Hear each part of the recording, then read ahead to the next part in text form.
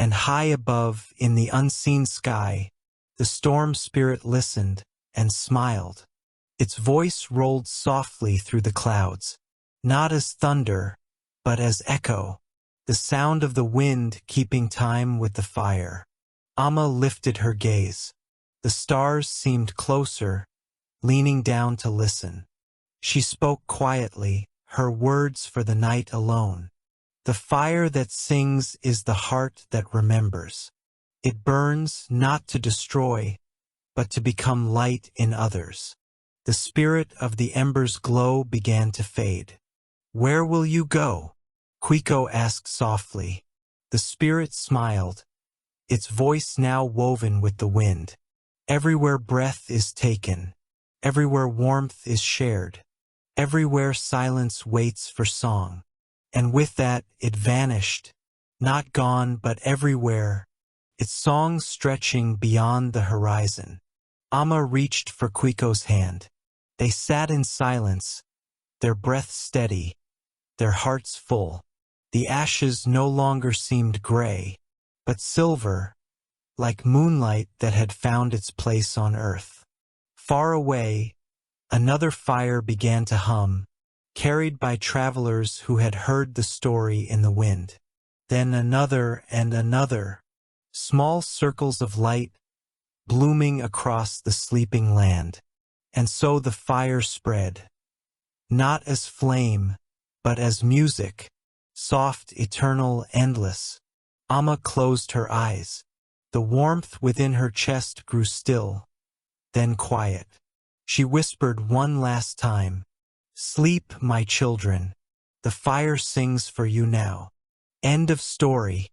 You have walked through the night of creation, heard the breath of the world, and felt the warmth of its first song. Now, let your breath join the rhythm of the earth. Close your eyes and rest.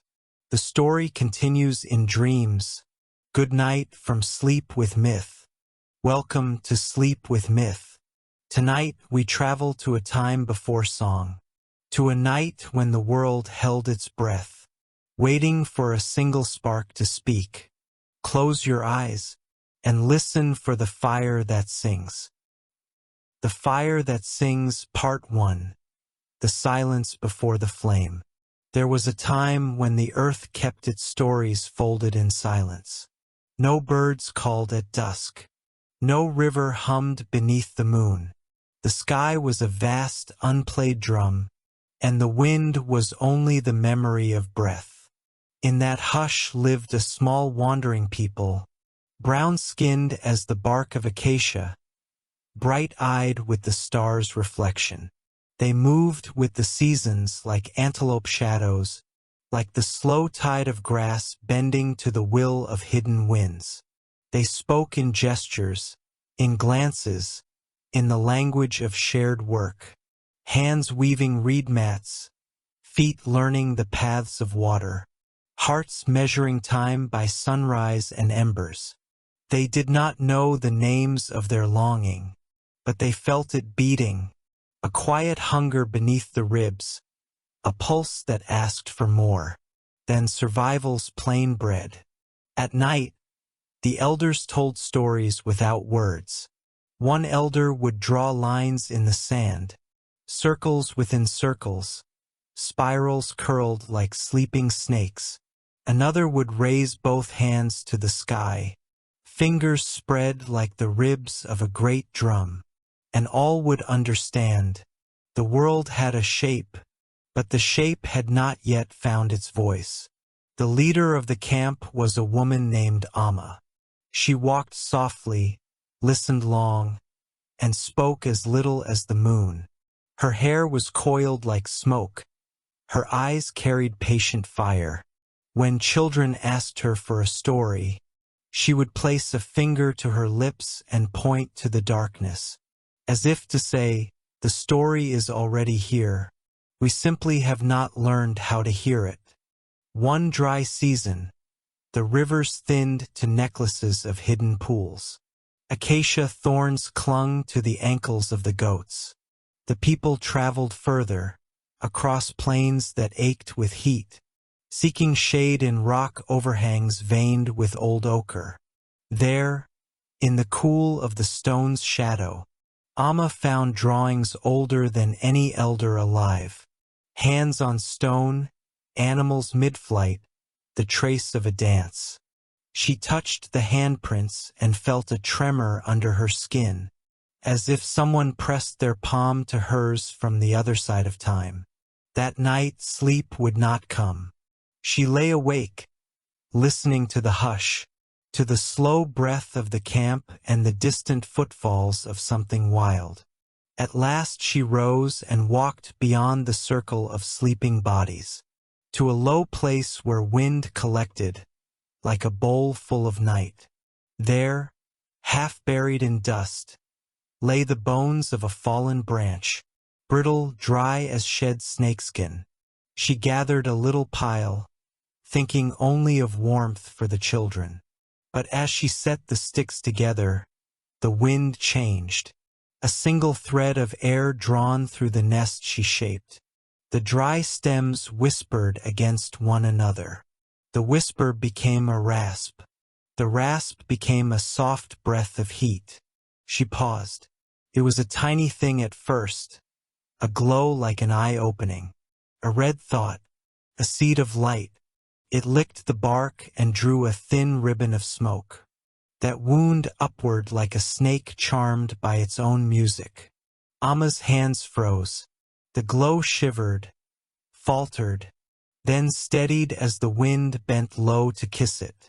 A small tongue of flame rose up, bright as a new word. Its light touched her face, and the world, for the first time, had edges, a rim to the bowl of night, a line where shadow ended, and something else began. She wanted to call to the people, but found no sound. The flame turned its head, as if listening. It made a noise like breath through hollow reed, like warm air speaking to itself. Amma felt it in her chest, a vibration beneath the sternum, a humming the body knows before the mind. She cupped her hands around the spark and fed it slivers of bark. The flame grew, shivering a little in its small life, and the night grew soft around it, as if darkness too had been waiting to rest. One by one the sleepers woke. Children came first, bare feet silent on dust, eyes wider than moons. Then the elders, then the young hunters. No one spoke. Faces gathered like stones around a spring.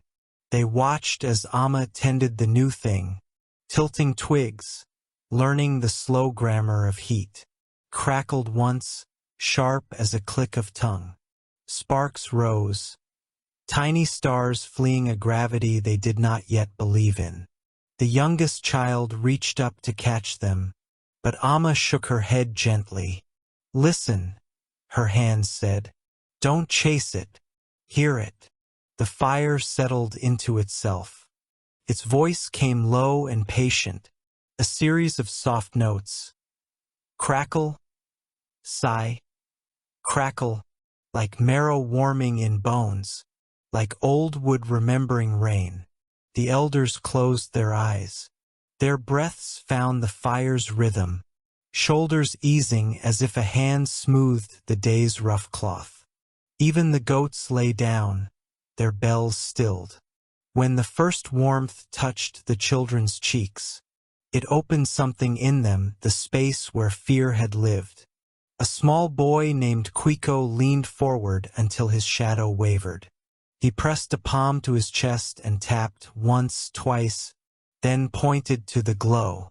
"My heart," his gesture said. "And that?" Amma nodded. She placed a finger to the dust, and drew a line from the child's chest to the flame, a bridge. Quico smiled and pressed his ear closer, as if to hear footsteps crossing the line. The people fed the flame scraps of dry grass, then thicker sticks. It answered in yellow and gold, a language of rising. Shadows danced up the rock and along the stamped earth, dark bodies learning to move. A woman laughed, then clapped a hand to her mouth, as if the laugh were a bird that might fly away. The sound startled the fire. It flared, then narrowed, then flared again, settling into a gentle, steady sway. Alive, someone signed. Amma held up both palms. Greet it kindly. So they did. They warmed their hands and turned their faces like flowers. They noticed how flame leaned when wind spoke, how embers puffed with breath, how the smallest twig could become a thin note, bright and brief. It has moods, the old hunter signed, amused. The wind too, Amma answered, and we do as well. She looked around at her people, at the lines time had written in their faces, at the dark shine in their eyes, and felt a tide rise in her. It was not fear, not hunger, not the old patient waiting. It was something with motion, a river finally finding its bed. Later, when the camp slept again, Amma remained by the fire and watched the cinders pulse. Each ember glowed and dimmed, like many hearts learning to beat together. She leaned close and blew gently. The ember brightened, and a soft tone rose from it, not heard with the ears, but felt along the skin. She tried again, shaping her breath differently, and the tone shifted, as if the fire answered in the pitch of her exhale. Amma sat very still. In that stillness she remembered the rock paintings, the hands, the animals mid-flight, the trace of a dance. Perhaps they heard this too, she thought. Perhaps the first story was not spoken, but breathed. Her breath lengthened. The ember glowed. She exhaled in a slow arc and listened. A whisper of tone rose from the heart of the coals, trembling like a bird readying its wings.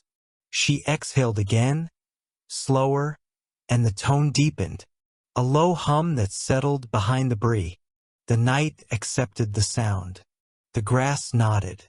The stones seemed to exhale. Even the stars looked closer, curious. Amma lowered her head and let the hum continue, allowing her breath to become a rope between herself and the ember, taut, glowing thread. The boy Quico stirred from sleep and padded to her side. He watched her breathe and tilted his head, puzzled. Amma lifted a hand and invited him closer. She placed his palm above the ember, far enough not to burn, and then to his chest. Here, she whispered at last, the word as soft as heat. Same. He swallowed and tried. His exhale came quick and uneven at first, but when he found the fire's sway, the ember answered, a subtle rise in tone, brightening like dawn under ash. Quico's eyes filled with wet light. He nodded vigorously, then pressed his lips together, as if guarding a secret from the waking world. Before dawn, the elders joined them. Amma did not speak. She gestured to the ember and to their chests. They understood. Old lungs found long breaths. Scarred hands hovered above the coals, feeling warmth answer warmth. They breathed together, slow, even listening breaths, and the ember sang more clearly, a thread of tone that wove through the circle, binding them like fiber twined into rope. When the first gray lifted the rim of the world, the people rose to begin the day. But something had changed. They moved more slowly, aligning their steps to a rhythm. They could now sense beneath the dust. Quico carried water without spilling. The old hunter lifted his bow and lowered it again, as if a different kind of aim had taken hold. Amma watched with a quiet smile. The silence that had once felt empty now felt full, like a gourd brimming with rain. That evening they built a careful hearth, of stones chosen for their roundness, their comfort in the hand. They stacked wood not in haste, but in a small architecture, leaving spaces where wind could enter and speak. When the flame rose, it did not leap like a stranger, but unfolded like a known face softening into a smile. They fed it with gratitude, with patience, with attention. The three foods Amma said all living things require. The fire learned their breaths, and they learned the fire's breath. Together they found the measure of a longer note, not yet song, but the promise of one. Some in the circle felt tears rise without sorrow. Others laughed under their breath, surprised at how light the night could be. On the third night, the wind arrived with moods. It slipped from the hills with a low voice, brushing the grass in long, slow strokes. When it touched the fire, sparks lifted and drifted, then settled back like birds returning to a favored branch. Amma lifted her chin and breathed with the wind. The ember's tone sharpened, bright, thin, delicate, as the light edge of dawn.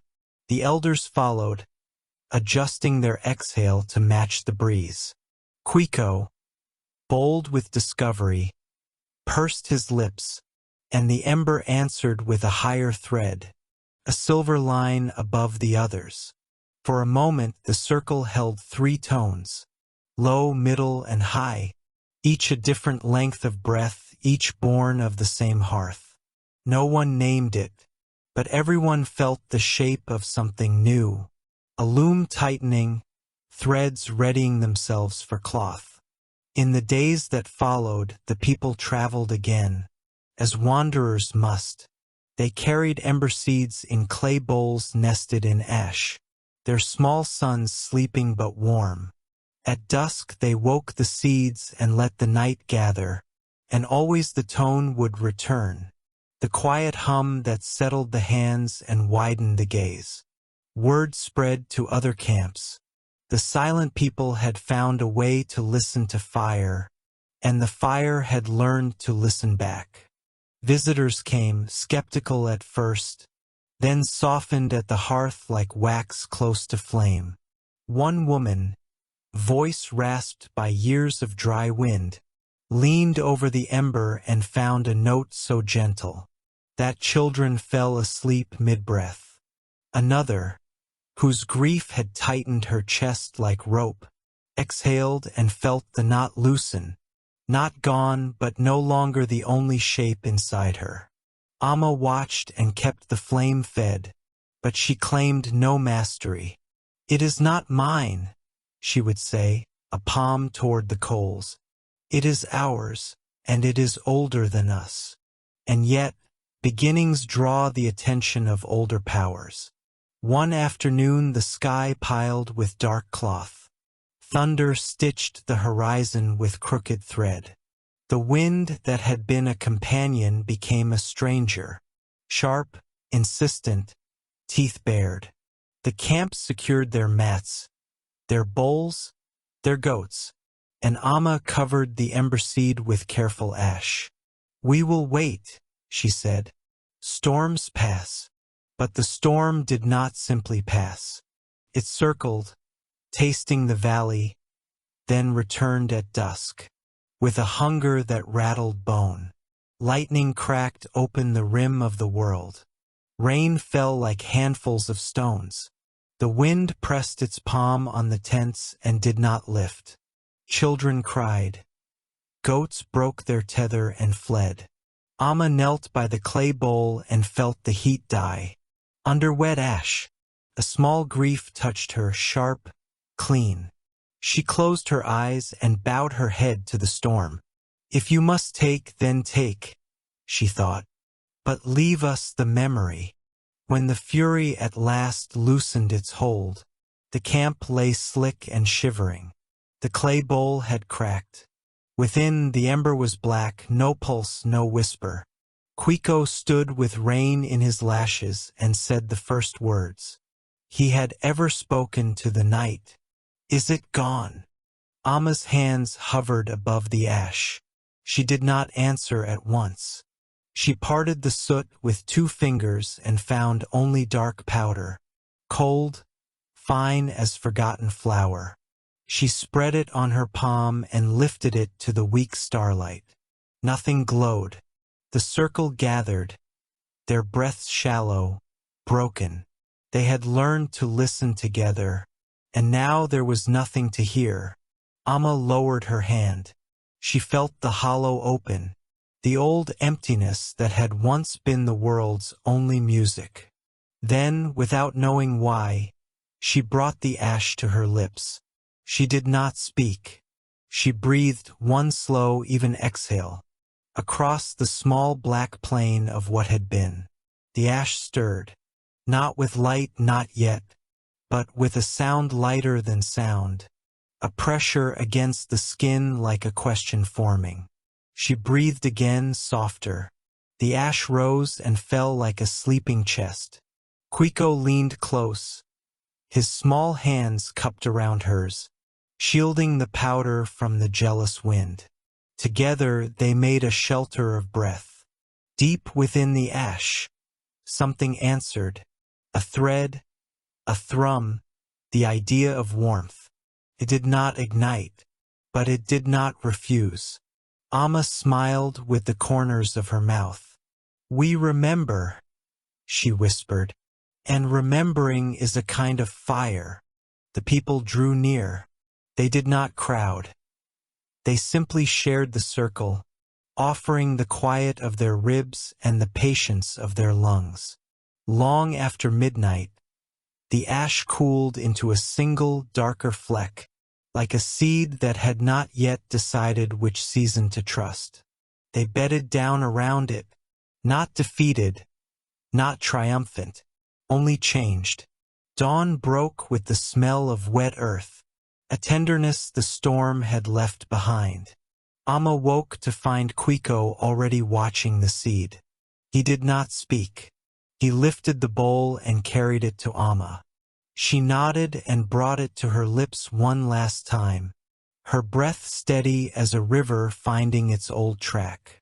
The fleck did not glow, but a tone rose, thin, resilient, undeniable, like a reed learning to sing in moving water. Amma felt the tone settle inside her, placed to begin again. She looked at her people, at their open, waiting faces. "Tonight," she signed, palm to chest, then to the sky. "Tonight we will listen again." And far above them, beyond the storm's torn veil, an old, watcher's wind turned its face from anger to curiosity, paused, feeling the shape of that tone, and thought, if wind can think, perhaps I, too, have a voice I have not yet learned to hear. He dawn after the storm rose slow, as if unsure of its welcome. Mist crawled low across the wet ground, threading through the sleeping camp. Amma sat beside the clay bowl, still cradling what the night had left, a dark seed, silent yet alive with memory. She breathed over it once more, her breath slow and careful. This time the ash did not move, but deep within it, unseen, something stirred, a faint shimmer, as if the memory of light were learning to wake again. Amma did not call the people. She waited, listening to the air between breaths, the still, fragile moment where all beginnings live. Then she heard it, a whisper so soft it could have been her heartbeat. Not words, not sound, but an awareness. Something in the ember was listening back. She smiled, not with surprise but with recognition. "You remember us," she murmured, though no one had spoken. The ember pulsed once, faint, steady, as if nodding. The boy Quico approached quietly, his bare feet pressing tiny moons into the damp earth. He crouched beside her, eyes fixed on the ember. "Is it alive?" he whispered. Amma placed a finger to her lips. The ember flickered again, and the air warmed. The rest of the camp gathered soon after. They formed their circle without speaking, each breath drawn in rhythm, each exhale part of a wordless song. Amma looked at them and said softly, "Do not feed it with twigs or bark tonight. Feed it with what you carry inside." At first they did not understand. But when she cupped her hands near the ember and exhaled, they saw how it shimmered, how her breath itself became its food. One by one they tried. Each breath joined the glow, thin at first, then golden, until the ember swelled into a living coal. It pulsed with rhythm, slow, deep, like the drum of a sleeping heart. And then it sang. The sound was not of the world. It was not fire's crackle nor wind's moan. It was a tone that hovered between them, half warmth, half memory, the sound of breath learning to be more than breath. Quico gasped, pressing both hands to his chest. Amma smiled through tears. "This is the spirit," she whispered, "the one that waits inside every spark, every song." The ember's tone deepened. The people felt it through their ribs, through the soles of their feet.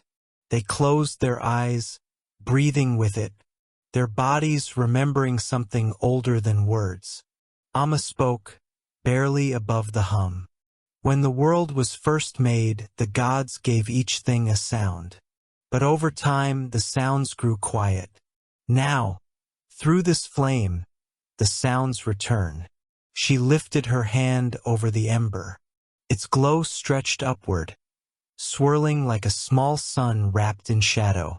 Shapes moved within, a coil of light, a rhythm taking form.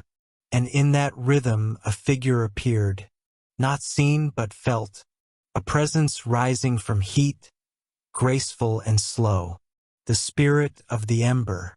It had no face, no edges, only motion, only light. When it breathed, the flame danced higher. When it exhaled, sparks drifted like small birds taking flight. Amma bowed her head, and the others followed. The spirit pulsed, each beat in perfect time with their hearts. Then, through the glow, came a voice, not heard but understood. "Breath is the bridge," it said, "between the stillness and the song." The people listened. The spirit continued. "The flame remembers all who listen. The wind teaches all who answer. Together they make the first music." Quico's eyes widened. "Music," he whispered. Amma nodded. "Yes, the fire sings, and now so will we." The spirit flickered as if smiling. It leaned into the night wind, letting it curl through its form. When air met flame, the sound changed, rising, falling, like waves shaping the shore. Amma watched mesmerized. "The wind," she murmured. "It's playing with it." The spirit turned toward her. "The wind carries the song, but the flame gives it voice. You are both breath and warmth. You are the third sound." The words sank deep into Amma's chest. She inhaled slowly, then released her breath over the fire. The tone swelled, harmonizing with the wind. Quico joined, his exhale a soft, high pitch that danced above hers. The spirit expanded, its light blooming, reaching each face in the circle. Soon, the whole camp breathed in rhythm, rising and falling, fire and wind entwined. The sound grew into something vast and gentle, a living wave that washed over the night. It was not loud, but it filled every space. The earth beneath them hummed, the sky leaned closer, and the stars trembled like struck strings. The spirit's glow deepened into gold. Its voice became many, not words, but tones, woven like cloth. Amma felt tears on her cheeks warm as dawn. She understood they were not just hearing the flame. They were remembering what the world had always sung. Hours passed like moments. When the first light of morning crept across the horizon, the spirit began to fade, folding itself back into the ember's glow. Before it vanished, it spoke once more. When you breathe, remember me. When you listen, I will answer. When you sleep, I will keep the song. The wind stirred, carrying ash across their faces. The ember dimmed, still warm, still alive. The people sat in silence, not empty, but full. The sound of their hearts was enough. Amma looked to Quico. He smiled, his voice barely a breath. It's still singing, he said. She nodded. It will always sing. The night after the spirit spoke, the camp glowed with quiet awe. No one wished to sleep. They sat close to the fire's soft heart, hands open to its warmth, ears tilted to the air as if waiting for the next note to find them. The flame no longer burned only for heat. It was alive, aware, listening. Each time a breath joined its rhythm, it shimmered like a pulse of light. Amma watched as the wind shifted through the camp, lifting hair, playing with the edges of woven mats. The fire responded, its sparks rising in small arcs, like tiny dancers leaping from one world into another. Quico, the boy who first heard the tone, reached toward the sparks. His fingers spread wide, not to catch them, but to follow their motion. Each spark rose, curved, and vanished into night. He began to sway with them, slow at first, then with more surety, a rhythm born of flame. Amma smiled. She understood. The spirit's song had found its next form. Dance, she whispered. The fire wants you to move. The boy stepped closer, bare feet stirring dust. He turned his palms upward, letting the heat curl between them. The ember's hum deepened, answering him. Others began to follow, first the children, then the women, their motions small, circular, in time with their breath. Soon the entire camp moved as one body, hands tracing light through the air, feet marking rhythm into the ground. Each motion drew the sparks higher, brighter, freer. The spirit of the ember unfurled itself within the flame. Its voice rippled through the night. You have given me breath. Now I give you motion. The air vibrated. Every spark became a note. Every movement, a drumbeat of creation. The dance grew not wild, but alive with balance. When one leaned forward, another leaned back. When a spark rose, a hand followed it. When laughter came, it melted seamlessly into song. Amma moved among them, her shadow long against the earth. She did not lead. She listened. Her steps were slow, like prayer given weight. The ground beneath her feet seemed to answer. A low, rhythmic thrum, like heartbeat under soil. The spirit's voice wove through the rhythm. Creation is not born in silence alone. It lives where stillness meets movement, where breath meets flame, where you meet one another. Quico twirled, arms wide, and the sparks mirrored him, each flicker a small echo of his joy. He stumbled, laughed, and fell to his knees, but even that the flame took as part of the rhythm. The elders joined then, slow at first, their joints stiff, their bones remembering younger seasons. But the spirit had patience. The flame welcomed each movement as a verse in its growing song. Soon the dance became a language. Hands told stories of wind and rain. Feet spoke of the rivers turning. Bodies shaped the memory of animals and stars. The fire watched, feeding on their rhythm, its light swelling, until the camp seemed to sit inside a living sun. Amma lifted both hands. The dance slowed, then stilled. Breath by breath, the people sank to the ground, their chests rising and falling with the last echoes of the rhythm. Only the sparks remained in motion, drifting upward like slow meteors, their trails crossing, weaving, dissolving into night. And in that quiet, the spirit spoke again. Now you have remembered movement, but movement without heart is only wind. Tomorrow, I will show you the fire's true gift. Amma bowed her head. What is that gift? She asked. The spirit pulsed once, its light dimming to a gentle ember. The gift of giving, it said, of burning without vanishing, of being warmth without consuming, of song that survives silence. The words settled into her like seeds into fertile earth. The fire quieted. One last spark rose, slow, golden, and split into 3 before fading. Amma watched its path, her heart steady, her breath calm.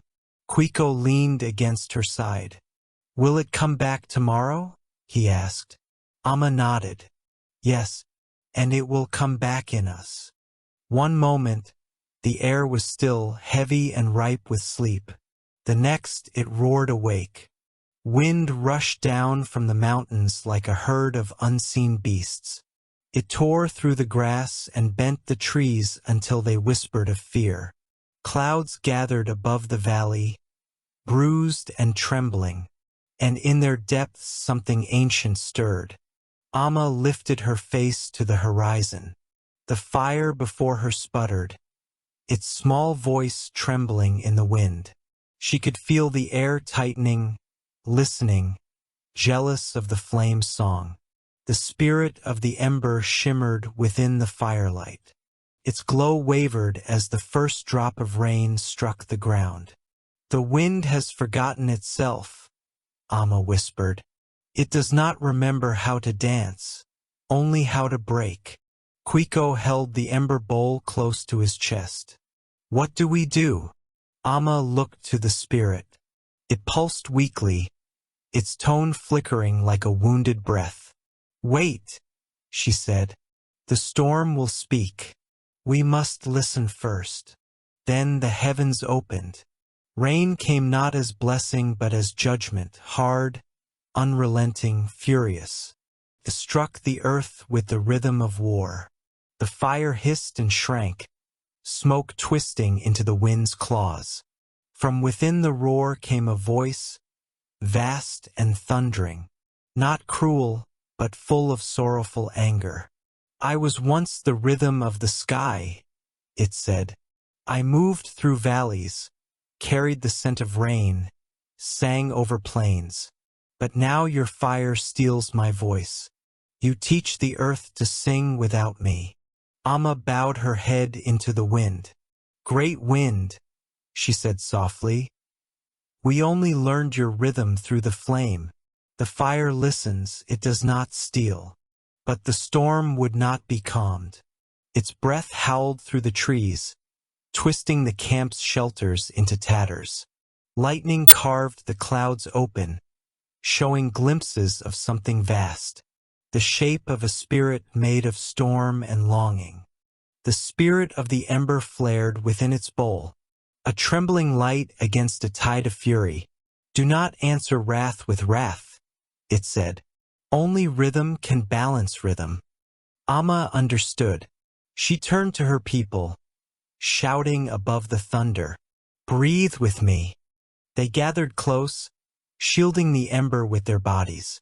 The rain stung, but they held their ground. Amma placed her palms on the wet earth and began to hum, low, steady, grounded. The sound was small at first, barely a vibration under the storm's scream. Then another joined her, Quico, trembling but brave, his tone higher, weaving around hers like vine around a trunk. Then another voice, and another. Soon the air filled with human breath. woven into a single thread of harmony that wound itself into the storm's heart. The thunder faltered. For the first time, the wind hesitated. It leaned close, curious, as if hearing something it had forgotten. The spirit of the ember lifted its glow, a defiant flame blooming against the storm's breath. It sang not loud, but true. Its voice was the color of dawn, the warmth of memory. Wind, it said, you were never silence. You were song before I was light. You carried the first sound across the void. Let us remember together. The storm's voice softened, from roar to moan, from moan to sigh. Rain turned to mist, wrapping the camp in silver threads. Amma's people sang on, their tones low and patient, each note a step toward calm. The fire's light pulsed in time with their breath, a living drum beneath the sky's fading anger. Then, quiet, only the soft hiss of rain on cooling earth remained. Amma lifted her face. Drops rolled down her cheeks like tears not her own. The spirit of the ember shimmered higher, bright again, unharmed. In its glow, Amma saw movement, the outline of another figure. Vast, shapeless, made of mist and breath. The storm spirit. It hovered, vast but humbled. Its voice came as a whisper of wind through grass. You remembered me, it said, and in remembering, you gave me back my rhythm. Amma bowed. You reminded us of balance. The storm spirit lowered itself toward the flame. Their lights touched, gold and silver, fire and mist, and for a heartbeat the two became one, their voices blending into a sound neither mortal nor divine could name. When it faded, both spirits lingered, smaller, gentler. The wind brushed Amma's hair and moved through the camp like a sigh of peace. You have learned, the fire spirit said, but every song must face silence again. Remember that even quiet is part of the rhythm. The storm withdrew, climbing back into the sky. The clouds thinned. The stars returned, shy and watchful. Amma looked around her, at her people, at their wet faces glistening in starlight. The fire burned again, steady as breath. Quiko smiled through exhaustion. Did we win? Amma shook her head. There was nothing to win, only something to remember. They rebuilt the camp in silence. When all was done, Amma sat by the fire, her reflection dancing in the coals. The spirit hummed softly, the same tone as her heartbeat. In the ashes of the storm's fury, something new had been born. Not just fire, not just wind, but a harmony between them. And when Amma closed her eyes to sleep, she dreamed of sparks dancing like stars, of songs carried by both flame and air, and of a promise that would carry them into the next dawn. Morning arrived slowly, as if the world were afraid to breathe. The sky was pale with the memory of thunder, and the scent of rain lingered, sweet, clean, fragile. The fire had burned low during the night. Only a circle of ash remained, gray and glimmering faintly, like the surface of forgotten dreams. Amma sat beside it, motionless. Her hands rested in her lap, palms open to what once was. The camp stirred behind her. Quiet voices, soft steps, the sound of a world reassembling itself. Quiko crouched at her side. Is it gone? He asked. Amma shook her head gently. Nothing that sings is ever gone. She reached into the ashes and lifted a handful. The powder slid between her fingers, leaving streaks of pale gray. The warmth was faint but alive, a heartbeat sleeping under dust. She closed her hand and whispered, "Every end is only a softer beginning." The people gathered, watching in silence. Amma's voice came low and slow, barely above the wind. "Fire taught us to breathe," she said. The storm taught us to listen. Now we must learn how to begin again. She opened her hand and let the ash fall back into the circle.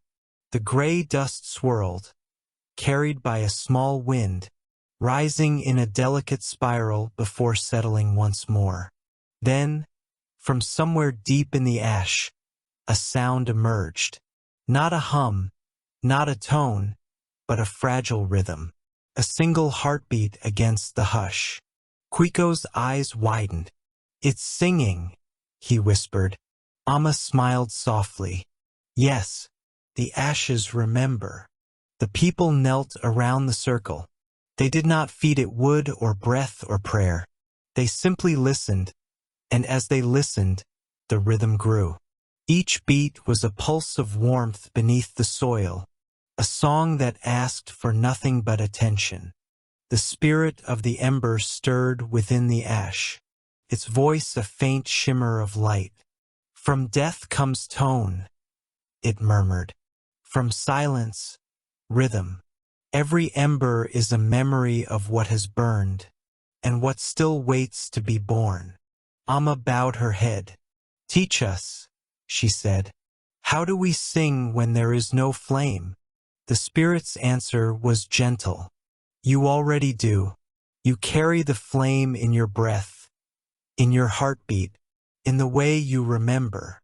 Amma inhaled deeply and exhaled over the ash. No spark rose, but the tone deepened, a low hum that resonated in every chest around the circle.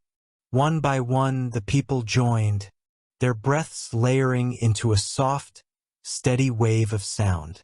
It was not music as they had known it. It was something older, something the earth itself remembered. A lullaby for what was lost, a prayer for what would return. As the sound grew, the ashes stirred again. Tiny glimmers appeared, faint golds, soft ambers, each shimmer a memory of flame reborn through sound. The spirit's voice grew stronger. The fire no longer needs to be seen to be alive. It sings through you. You are its voice now. Amma's eyes filled with tears. She reached for Quiko's hand and pressed it to his chest. "Do you feel it?" He nodded, unable to speak. His heartbeat matched the hum of the ashes. The camp swayed gently, breathing as one. The ashes began to glow from within. Not fire, not light, but warmth, a colorless radiance that pulsed with life. The tone rose higher, swirling upward like smoke without flame. Birds took flight above them, their wings catching the new dawn. The river nearby began to murmur again, its water echoing the rhythm of the people's song. Amma looked up. For the first time since the storm, the sky was clear. She could see far beyond the trees, beyond the horizon, where the light met the wind. The spirit spoke once more. "When the wind comes again, do not fear it. Let it carry your song. When the flame returns, let it listen. This is how the world breathes, together in rhythm, in remembering." Amma closed her eyes and let the sound fill her. She saw in her mind all that had passed. The first ember, the spirit's voice, the storm's fury, the silence that followed. And through it all, one truth remained. Fire does not die. It changes form. The people's voices softened into a single hum. The ashes glowed a final time, then settled, quiet, content. The warmth lingered in their chests, a promise written in breath. Amma rose and faced her people. Her voice was a whisper carried by wind. "The song is not in the fire anymore," she said. "It's in us, and it will never end." They stood in silence as the sun climbed higher, its light spilling across the valley like a slow, golden tide. The ashes cooled, their glow fading into earth, but the rhythm continued, in footsteps, in speech, in heartbeat. That night, as stars gathered above the plains, Amma heard it again, faint but clear, the tone within the ashes, singing softly to the wind. She smiled and lay down beside the hearth. The song moved through her dreams, weaving her breath with the breath of the world. And though the fire slept, the world sang on. Night returned to the valley, gentle and wide. The stars shone like embers scattered across an endless sky. Where once the storm had howled, now the air was tender, a breath drawn after tears, the kind of quiet that heals. The ashes still lay at the camp's heart, cool and pale beneath the moonlight. But in the silence between wind and breath, something new began to stir, a tone faint as a sigh, pure as first dawn. Amma sat beside it, her people gathered close. They no longer waited for fire to show its light. They listened for it, the way one listens for the pulse beneath their own hand.